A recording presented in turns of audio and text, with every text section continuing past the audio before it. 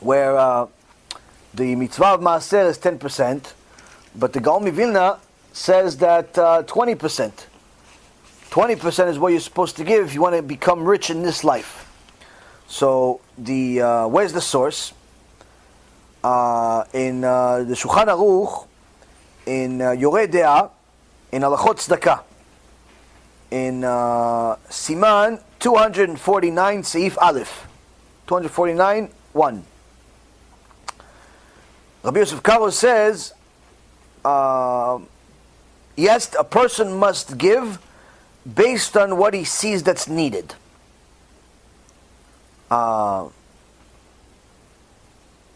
if he sees that there is the need is even higher than what he can give, he should give at least 20% of his income, Chomesh. Now, further, the Gaon Vilna in Igeret Agra, this is a letter that the Gaon Vilna wrote to his wife when he made a trip to Israel. He didn't know if he was going to be able to come back. In those days, it wasn't like planes and automobiles. If you made a trip, that's a long trip, very likely you didn't make it, or at least make it back.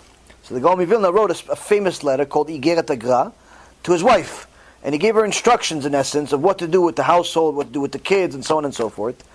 And he told her specifically that she should give Chomesh. She should give 20% of whatever income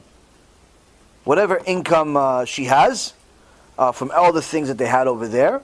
Because if she gives less than that, she is committing several of the love sins, which are the worst sins in the Torah, by giving less than 20%.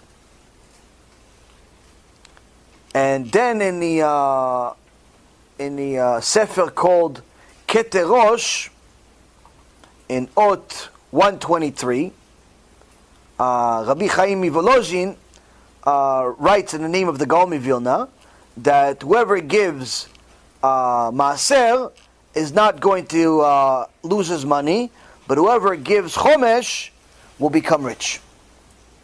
This is in the Keterosh in Ot 123.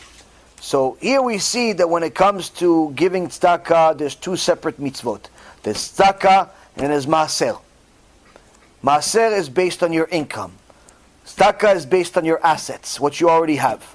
Maaser, you give 10% of your gross income. You make $1,000 a week, you give $100. You make $500 a week, you give $50. You so on and so forth. Now a lot of people say, yeah, but if I have a lot of expenses, if I give 10% of it, I'm not going to be able to survive. I'm not going to be able to pay my expenses. That's where the Emunah test comes from. You know, some people say, yeah, but why don't you just give 10% of the net? Why don't you give 10% of the net? If you give 10% of the net, for most people, it's going to end up being like $2. Because you end up, spending so much of your money. You make $500 a week. By the time you pay your basic bills for that week, maybe you have $10 left. So your maaser is going to be 10% of $10, $1. You think that's real? So obviously, it has to be of the gross, and that means it's an emunah test. So HaKadosh Baruch Hu says, Levu alai ve'ani poreah. The Gemara in Masechet Ta'anit, I believe. HaKadosh Baruch Hu says, borrow money to fulfill my mitzvot, like Shabbat, Chagim. You have to spend extra money for those mitzvot. Tzedakah. He says, you borrow money to do my mitzvot, I'll pay it all. You borrow on my name, he says. Levu alai ve'ani poreah. So when a person passes the test of giving the maaser or the chomesh, which is 20%, based on their gross, HaKadosh Baruch Hu promises them that it's going to work out. May not work out in the first check, second check, third check, or even 10th check. But ultimately, for sure it's going to work out. I've seen it with my own eyes. Now, that's 10%. Anyone who gives 10%, the Gaon Vilna says, Torah promises us that person will be protected, meaning even if there's a great depression in the world, financial collapse, they'll be protected. They're not going to go into the same situation as everybody else. But if a person wants to be wealthy wealthy during his life, he has to give 20%. And 20% is much harder. Not just because the number is higher, 10 times 2 is 20. Not because of that. Because in reality, it's a large chunk of money, especially as you start getting the blessing. In the beginning, when you're making $500 a week and you end up giving $100 Chomesh, that's 20%. Okay, $100. I mean, if you're a relatively generous person, $100 is $100. Everybody can really, reason with giving $100. But what about a Kadosh Baruch Hu starts blessing you? You start making $30,000 a month. That means that your Chomesh now is a $6,000 check. $6,000, that's a lot of money. $6,000, you can pay rent, car, this, that, depends. You can pretty much pay for your life for $6,000. So now you're thinking, wait a minute, I'm going to give the $6,000 to Kiruv? All right, crazy? No. MaAser is already enough. 3,000 enough for them. Because I'm technically giving more. I used to give 20%, it was $100, but I'm sure Hashem is happy with me. I'm giving 3,000. Failed. So the reality is, when it comes to Chomesh, it's much harder because the numbers get much bigger. You start making $100,000 a month, $20,000 check you're going to write. It's a big check. You already could start thinking about how many great things you could do with this check that you're about to give, and it starts getting much, much harder. Even though you're getting blessing. That's why the Torah in Sefer Dvarim says, don't forget God.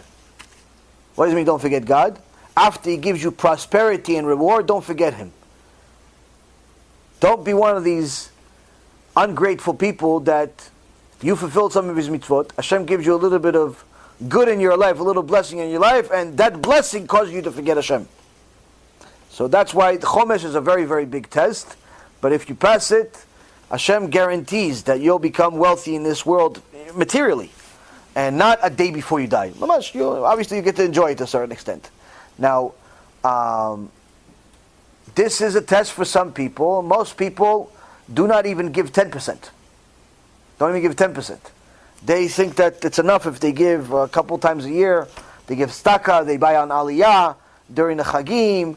They see a campaign on the internet. They give they buy some, they donate some money here and there.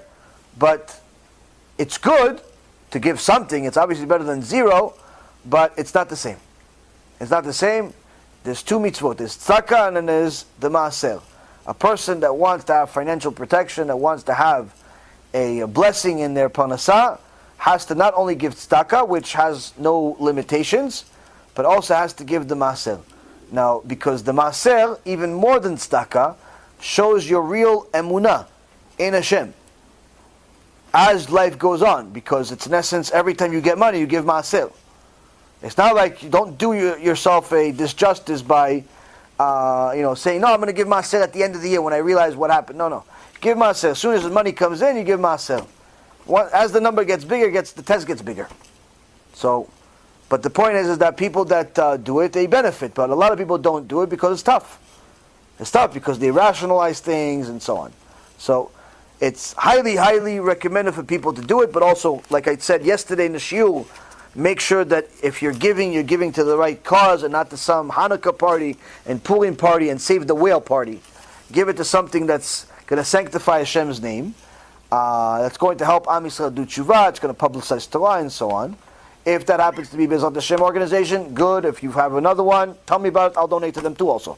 If it's good, it's good. Unfortunately, there's not that many good out there. But if something is good, then why not support it? But if you already have something that's good, that's where you invest all your money to.